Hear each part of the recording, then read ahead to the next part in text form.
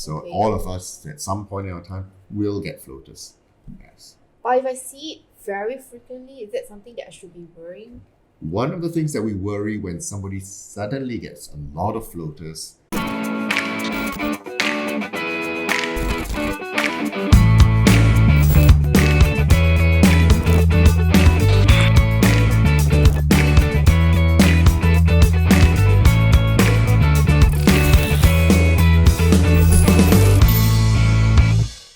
This friend of mine that has been asking me, he asked me, do you see dots floating around? I said, no, it doesn't happen to me at all. Does it happen? Well, it occasionally, or- sounds like your friend could be describing floaters. Oh, okay.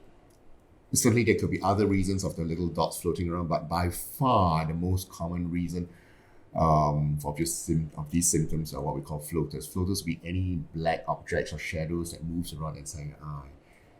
Again, this floaters, the most common reason is because of the jelly that's inside the eye.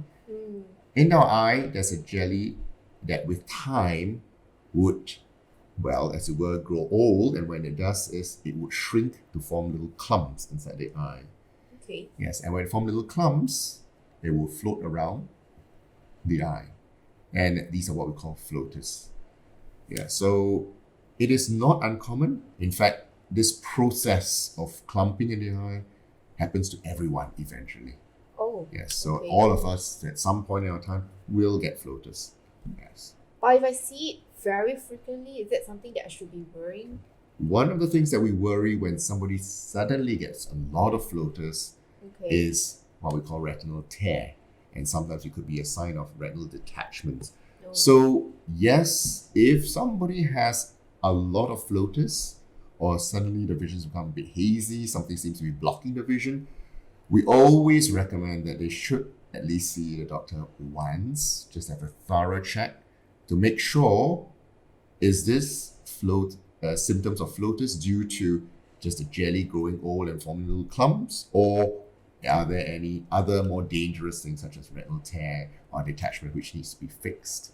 Because if it is, you have to fix them early, otherwise you can actually lose vision because of that. Okay. So actually what causes this? You were saying that, it could be the tear of the retina, right? Yes. Could it be, aggressive rubbing of the eyes? Or is it due to age? In general, that's due to age, where the jelly okay. grows old and it starts to shrink. And if you're very short-sighted, this process of shrinkage of the jelly actually can occur much earlier. If I were to remember, I was probably in my late 20s when I started seeing floaters, and I'm quite short-sighted.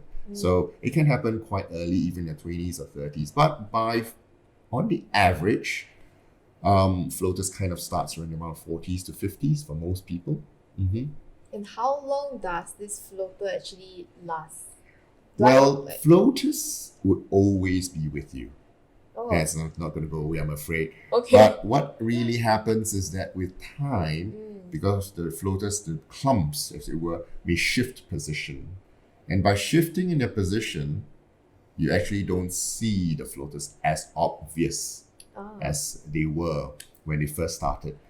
However, if you decide to look into the bright light, like look at the sky or look at a bright computer screen, you will still see the floaters. So in the normal room lighting, when it's not very dark, most people kind of ignore it after a while. Part of it, they also get used to it.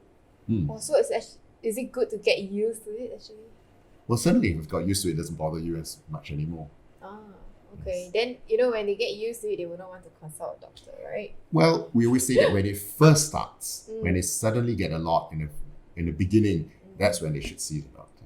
Yeah, okay. Actually, that's to prevent loss of eyesight. To make sure there's nothing more serious that's causing the floaters. Okay, interesting.